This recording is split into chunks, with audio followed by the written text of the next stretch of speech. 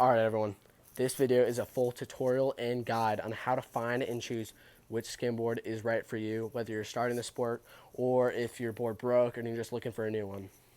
I am a competitive skimboarder. I've been skimboarding for over 10 years. I'm born and raised in Florida. So let's say you're starting out in the sport or your board broke and you're looking to find a new one. So there's many different factors on what apply and what to look for when finding a new board, like height of the board, material, brand. It all comes into play here. So we're going to be going on all those in the video. We're going to be covering every single topic. So let's get into it. All right, so the first thing we're going to talk about is the height of the board. And the height is very important depending on whether or not you want your board to spin a lot or to ride the waves better.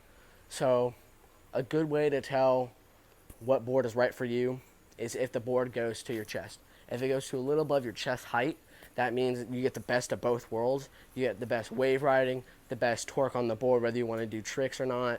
And let's say you want to have a board that spins more when you flick, if you want to do shove-its or stuff like that. You want a board that's a little below your chest, a little shorter, because the less height, that means the more it can spin in the air because there's less weight and less surface area to spin.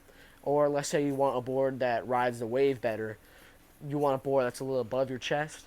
That way it's more surface area to catch the wave so you can keep riding and do all that sorts of stuff. Personally, my board is a 54 inch. It goes to about right here. I am around 5'7", 5'8", and I get the best of both worlds. All right, next we're going to talk about the shape of the board. All right, so I'm going to go over the shape of the board, and the shape of the board is probably the most crucial, most important factor to consider when buying a new skimboard. So I'm going to go over the two main shapes, even though there are multiple ones. I'm going to go over the two main ones, which are the most common ones. So the first one is the fishtail. It is a normal oval shape, but it's got a fishtail at the end, and it is used for more traditional wave riding and surfing, where you go slide out, you catch or wrap a wave. The fishtail generates more power, and it catches the wave better, so you can ride it more smoothly and go farther and get more distance and speed on the wave with the fishtail. The drawback is it might cause more drag when you are doing shove-its and more technical tricks, but that is completely up to you and your preference and how you want to ride. The next shape is the hybrid.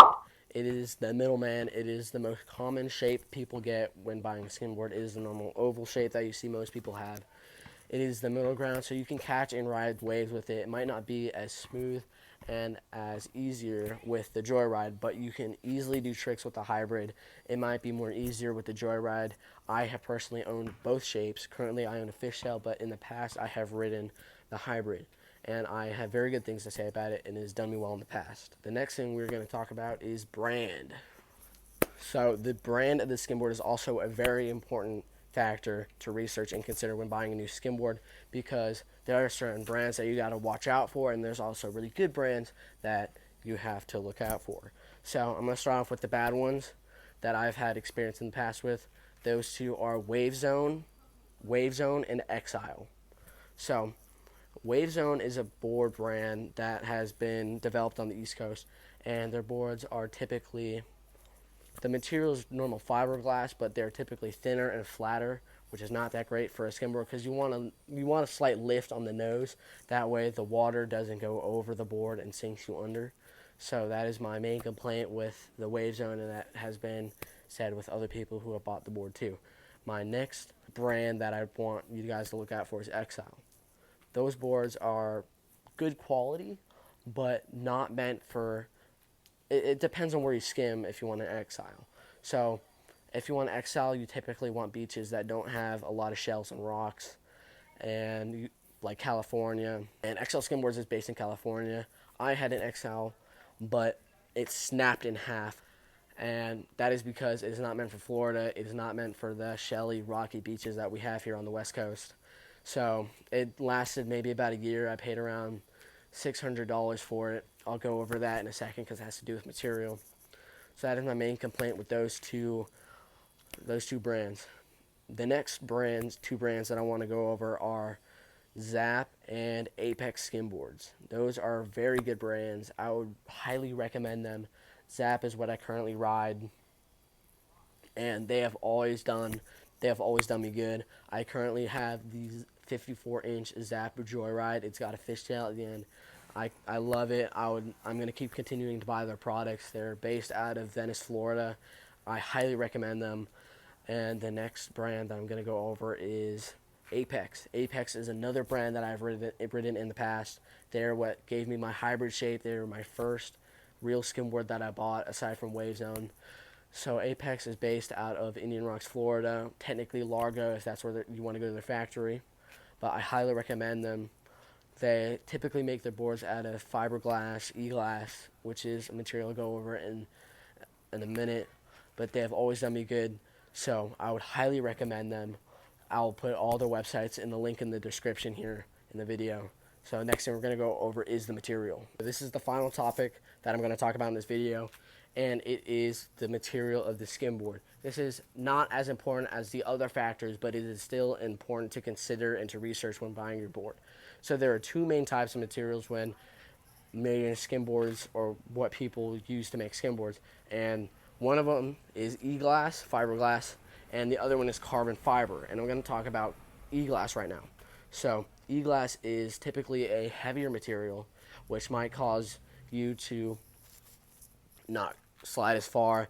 You might not ride a wave as far, or it might be harder to do tricks because the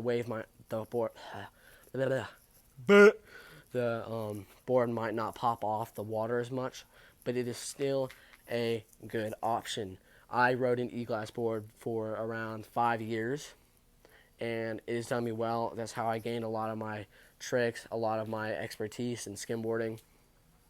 And it is typically skimboards made from e-glass are a good financial option also. E-glass boards are typically around $350 and under, while carbon fiber boards are $500 and up.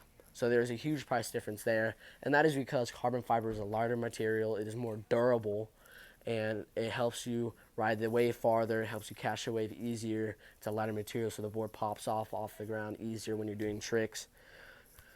So yeah, if you want a beginner board, I would highly recommend an e-glass, because that is what I had, that is what many other people started out with, and it's a good financial option to see if you like skimboarding. And if you want to continue further, then I would recommend buying a carbon fiber board.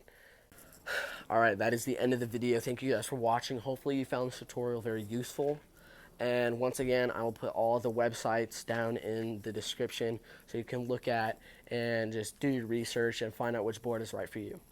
Alright, see you in the next one.